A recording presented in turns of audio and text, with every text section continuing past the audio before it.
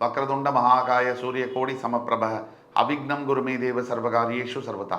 தென்னாட்டுடைய சிவனே போற்றி, என் நாட்டவர்க்கும் இறைவா போற்றி. நண்பர்களே, இந்த புத்தம் புதிய வீடியோவில் உங்கள் அத்துணை பேரையும் சந்திப்பதில் மிக்க மகிழ்ச்சி கொள்கிறேன். இன்று நம்ம பார்க்க போகிறது சனி பயிற்சி 2025 பலன்கள் வரிசையில் மேஷராசிக்கு பிறகு ரிஷபராசி காலபுருஷனுடைய 2ஆம் வீடு என்று சொல்லக்கூடிய ரிஷபராசிக்கு ஆட்சி பகவானாக வரக்கூடியவர் சுக்கிரன்.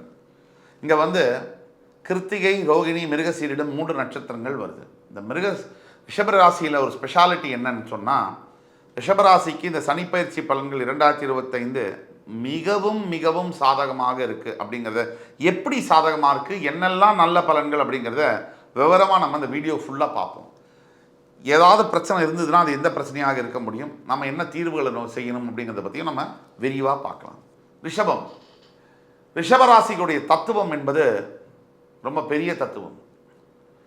அத்தனை பேருக்கும் நல்லதை செய்து மற்றவர்களுக்காகவே தன் வாழ்க்கையை வாழ்ந்து வாலண்டரியாக எல்லோருக்கும் நிறைய உதவிகளை செய்து மனம் நொந்து எதிர்பார்த்த அன்பும் நேர்மையும் காதலும் கிடைக்காமல் போக மனசெல்லாம் நொந்து போய் வாழ்க்கையை நடத்தி கொண்டிருக்கக்கூடிய அனைத்து ரிஷபராசி அன்பர்களுக்கும் இந்த வீடியோ நம்ம டெடிகேட் பண்ணுறோம். ரிஷபத்தில் பிறந்தவங்களுக்கு எது இருக்கோ இல்லையோ முக வசீகரம் என்பது இருக்கும். எண்ண ஓட்டங்கள் அதிகமாக இருக்கும். எதை நினைத்தாலும் அடுத்தது என்ன அப்படிங்கிறதுக்குள்ள மனசு போயிட்டே இருக்கும். ஒரு நிலையான இடத்துல மனம் என்பது தங்காது. இதெல்லாம் ரிஷபராசியுடைய அடிப்படையில் இருக்கக்கூடிய குணாதிசயங்கள். இப்போ சனிப்பெயர்ச்சி 2025 மார்ச் 29, 2025 அன்று கும்பத்தில் இருக்கக்கூடிய சனி பகவான் பெயர்ந்து மீனராசிக்கு பெயரவிருக்கிறார். இது ரிஷபத்திற்கு என்ன தாக்கத்தை கொடுக்கும்? இதுவரை 10ஆம் இடத்தில் இருந்து வந்த சனி பகவான் 11ஆம் இடத்திற்கு மார்ச் 29 வரப்போறார்.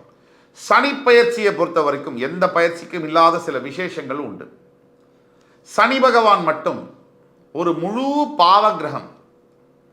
ஒரு மனிதனின் வாழ்க்கையில் இருக்கக்கூடிய எல்லா விதமான கோளாறுகள், பிரச்சனைகள், தாக்கங்கள், தடைகள், தாமதங்கள், இழப்புகள், வேதனைகள், அவமானங்கள் அத்துணைக்கும் காரகத்துவமாக வரக்கூடியது சனி பகவான்.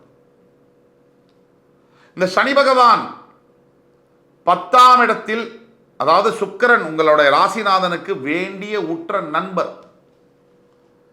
உங்களுக்கு அவர் பாக்யாதிபதி மற்றும் தொழில் ஸ்தான கர்மஸ்தானாதிபதி.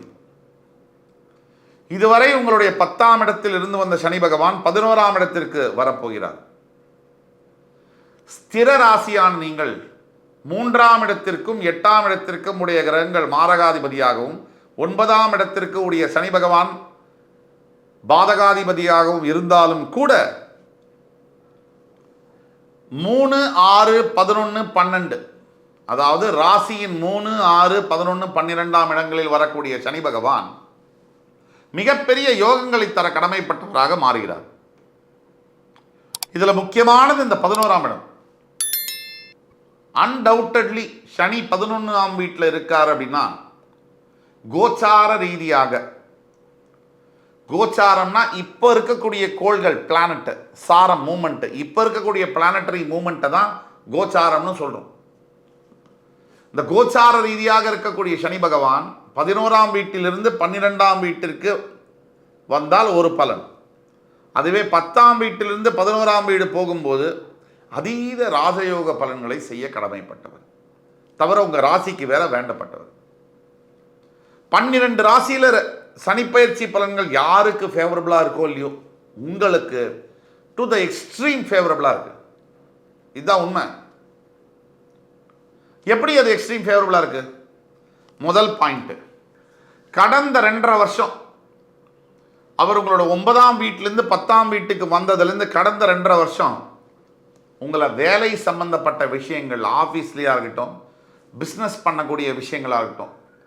ஒரு எடுத்துக்காட்டுக்கு நீங்கள் ஒரு ஐடி கம்பெனியில் ஒர்க் பண்ணுறீங்க, இல்லை வேற எந்த ஒரு வேலை செய்கிறீங்க. வேலை செய்கிற இடத்துல உங்களை இந்த 2.5 வருஷம் கடிச்சு மென்று துப்பியிருப்பாங்க.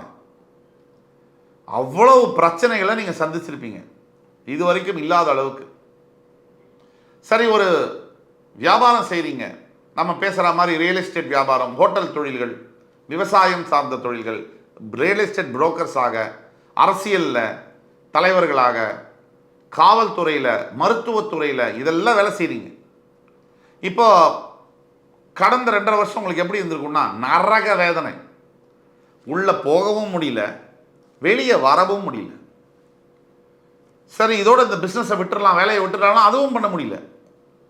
கம்பல்ஷன், ஜீவனம் பண்ணி ஆகணும், சாப்பிட்டாகணும் 3 வேளை. நம்மளெல்லாம் குடும்பம் வேறு இருக்குது, கடன் தொல்லைகள், பிரச்சனைகள். டெய்லி வேலை செய்யும் போது இன்னைக்கு பொழைச்சமா, உயிர் பொழைச்சி வீட்டுக்கு வந்தோமான்ற அளவுக்கு வேலை. இது இந்த மாதிரி அவஸ்தைப்பட்டீங்க இல்லையா, இதெல்லாம் மாறப்போகுது அப்படிங்கிறது தான் சத்தியமான உண்மை. 100% இந்த சனிப்பெயர்ச்சி 2025 உங்களுக்கு நல்லது தான் நடக்க போகுது. ரிஷபராசி அன்பர்களுக்கு எல்லா விதமான அற்புதங்களும் நடக்கும், அதிசயங்களும் நடக்கும் கூட சொல்லலாம். இதுதான் உண்மை. கிட்டத்தட்ட 30 வருஷத்துக்கு அப்புறமா, கிட்டத்தட்ட 30 வருஷத்துக்கு அப்புறமா உங்க வாழ்க்கையில மிகப்பெரிய திருப்பங்கள் வரப்போகிறது. இதில் எந்த விதமான சேஞ்சஸும் இல்லை. 30 இயர்ஸ்க்கு அப்புறமா உங்க வாழ்க்கையில டேர்னிங் பாயிண்ட் வரப்போகுது. பாசிட்டிவான மிகப்பெரிய அதிசயங்கள் நடக்க போகுது. அடுத்தபடியாக பல ரிஷபராசி என்பர்களுக்கு கடன் தொல்லையுடைய பாதிப்புகளும் கடன் தொல்லையினுடைய தாக்கங்களும் சகிச்சு கொள்ள முடியாத அளவுக்கு இருந்து வந்தது.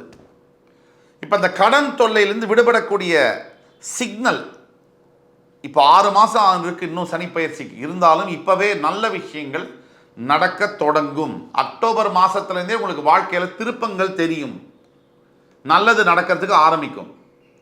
ரிஷபராசி அன்பர்களை பொறுத்த வரைக்கும் இந்த கடன்கள் நீங்கி, ரிஷபராசி அன்பர்களை பொறுத்த வரைக்கும் கடன்கள் தொல்லையிலிருந்து நீங்கள் எவ்வளோ அவஸ்தைப்பட்டீங்கன்றது எல்லாருக்குமே தெரியும். அந்த கடன் தொல்லையிலிருந்து நீங்கள் வெளியில் வந்து மிகப்பெரிய அளவில் சாதனை படைக்கப் போகிறீர்கள், நிம்மதியான வாழ்க்கையை வாழப்போகிறீர்கள். உங்களுடைய வாழ்நாள் முழுக்க சில டார்கெட்ஸ் இருக்கும், இதெல்லாம் அச்சீவ் பண்ணணும், இதெல்லாம் நம்ம வாங்கணும், ஒரு நல்ல வீடு வாங்கணும், நல்ல ஒரு கார் வாங்கணும், நல்ல பதவியில் உட்காரணும், இந்த கம்பெனியில் வேலை கிடைக்கணும், இந்த அளவுக்கு திருமணம் முடிக்கணும், இந்த நினைச்ச மணமகனையோ மணமகளையோ திருமணம் செய்ய வேண்டும், காதல் ஜெயிக்கணும். இது அத்தனையும் கண்டிப்பாக நிறைவேறும், நிச்சயம் நடக்கும். நம்பிக்கையோடு செயல்படுங்கள். தெய்வ விஷயங்களை பற்றி பேசும்போது சில அன்பர்கள், ரொம்ப நிறைய பேர் இல்லை, 95 பேர் நல்லா தான் இருக்காங்க. நீங்கள் சொன்னீங்களே நடக்கலையே அப்படின்னா, தெய்வ விஷயங்கள் பிரார்த்தனைகள் எல்லாமே நம்பிக்கைக்குரியது. அதை குவான்டிஃபை பண்ண முடியாது. ஒரு 5% பேருக்கு நடக்காது. அதுக்கு காரணம் அவர்களுடைய கர்மாவும் கூட காரணம். ஒரு 95% பேருக்கு நடக்கும். நாம நல்ல எண்ணத்தோட பக்தியோடையும் கடவுள்கிட்ட போய் உண்மையான டெடிகேஷனோடையும் இருக்கும்போது சத்தியமாக நடக்கும். நம்ம மனசில் வேற ஏதோ அழுக்க வச்சுக்கிட்டு நம்ம போனோம்னா நமக்கு அது நடக்காமல் போகக்கூடிய வாய்ப்புகள் அதிகம். இவ்வளோதான் வித்தியாசம். எல்லாருக்கும் ஒரே சாமி தான், எல்லாருக்கும் ஒரே ஆசை தான், ஒரே எண்ணம் தான். ஜெயிக்கிறது ஒரு சில பேர். அதுக்கு காரணம் உங்களுடைய முயற்சி, உங்களுடைய எண்ணங்கள். இது 2 தான். இது எல்லாத்துக்கும் மேலே கடவுள் உங்களுக்கு அமைச்ச விதி. அந்த விதியவே மாற்ற